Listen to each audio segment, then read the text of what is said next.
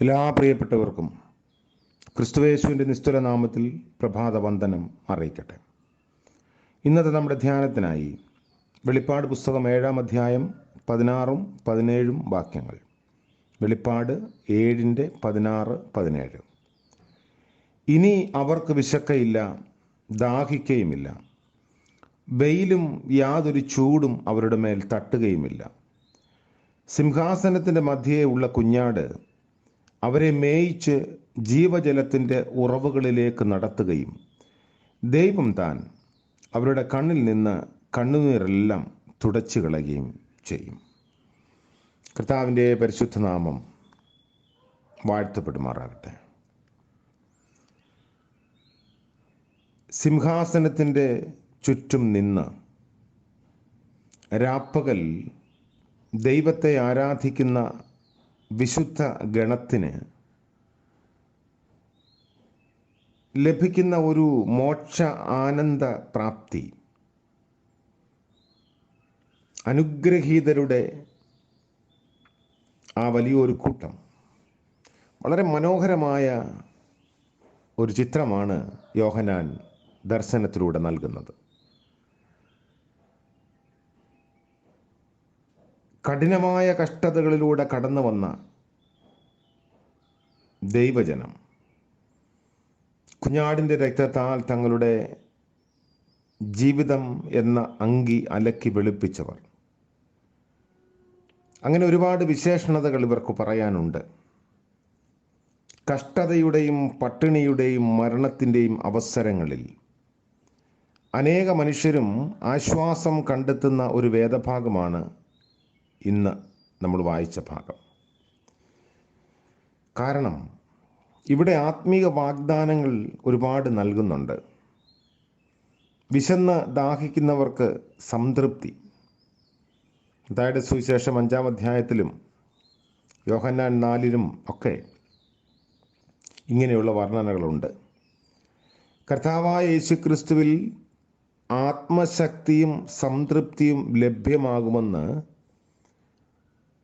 ഒരു ആത്മീയാർത്ഥം ഇങ്ങനെയുള്ള വേദഭാഗങ്ങളെല്ലാം നമുക്ക് തരുന്നുണ്ട്. വിശുദ്ധ അഗസ്തീനോസ് ഇപ്രകാരം പറഞ്ഞിട്ടുണ്ട്: ദൈവമേ, നീ ഞങ്ങളെ നിനക്കായി സൃഷ്ടിച്ചിരിക്കുന്നു. നിന്നിൽ ഞങ്ങൾ വിശ്രമം പ്രാപിക്കുന്നത് വരെയും ഞങ്ങളുടെ ആത്മാക്കൾക്ക് സ്വസ്ഥതയില്ല. ഈ ലോകത്തിലെ അനുഭവങ്ങളെ സംബന്ധിച്ചും ഈ വാഗ്ദത്തം വളരെ അർത്ഥവത്താണ്.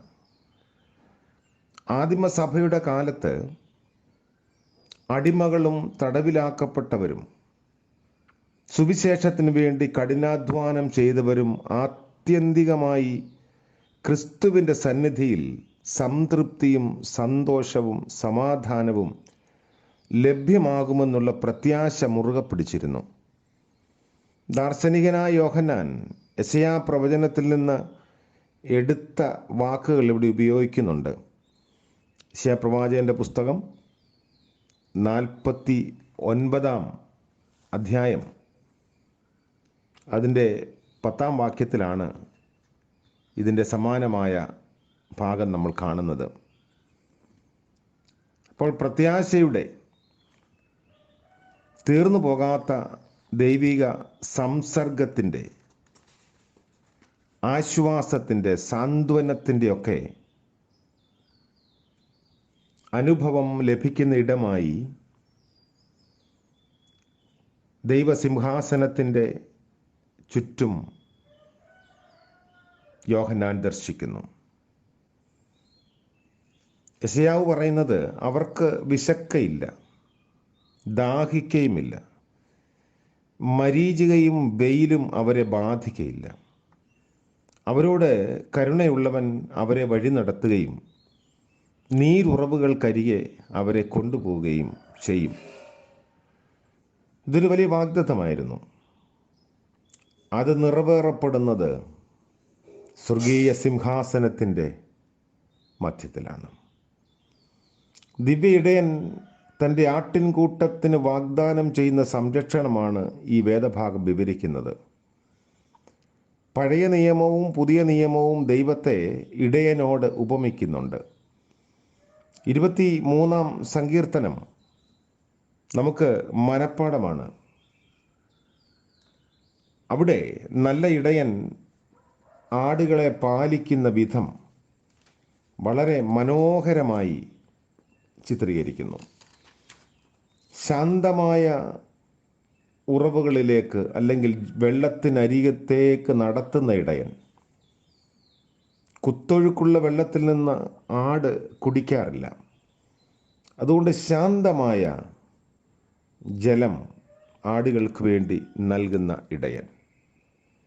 യെശയ്യാ പ്രവാചകന്റെ പുസ്തകം 40-ാം അധ്യായത്തിൻ്റെ 11-ാം വാക്യത്തിൽ ഒരു ഇടയനെ പോലെ അവൻ തൻ്റെ ആട്ടിൻകൂട്ടത്തെ മേയ്ക്കുകയും കുഞ്ഞാടുകളെ ഭുജത്തിലെടുത്ത് മാറുവിടത്തിൽ ചേർത്ത് വഹിക്കുകയും തള്ളകളെ പതുക്കെ നടത്തുകയും ചെയ്യും എന്ന് നമ്മൾ കാണുന്നു.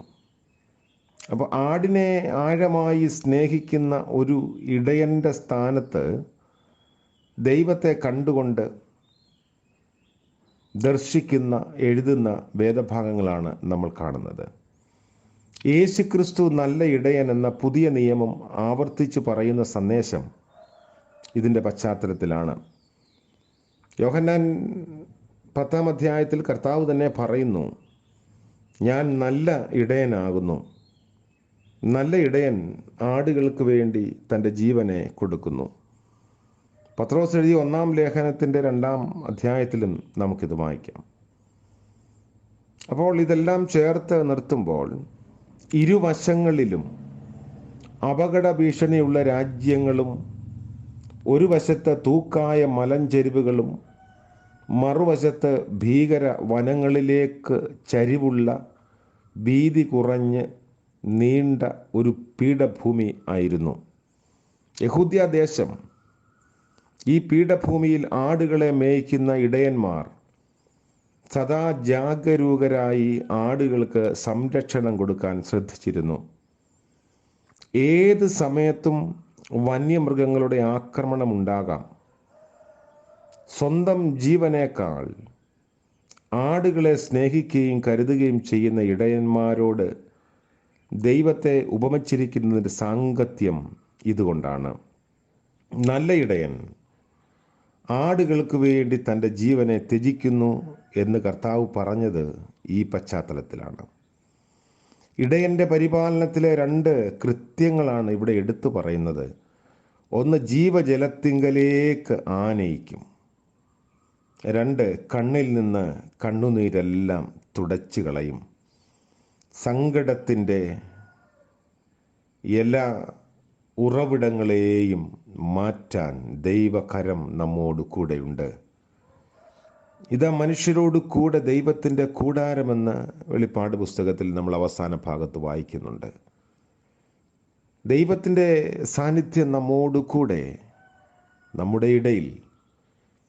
അതുകൊണ്ട് കണ്ണിൽ നിന്ന് കണ്ണുനീര് എല്ലാം തുടച്ചു കളയുന്ന കർത്താവിൻ്റെ കരസ്പർശം അതൊരു വലിയ വാഗ്ദാനമാണ്.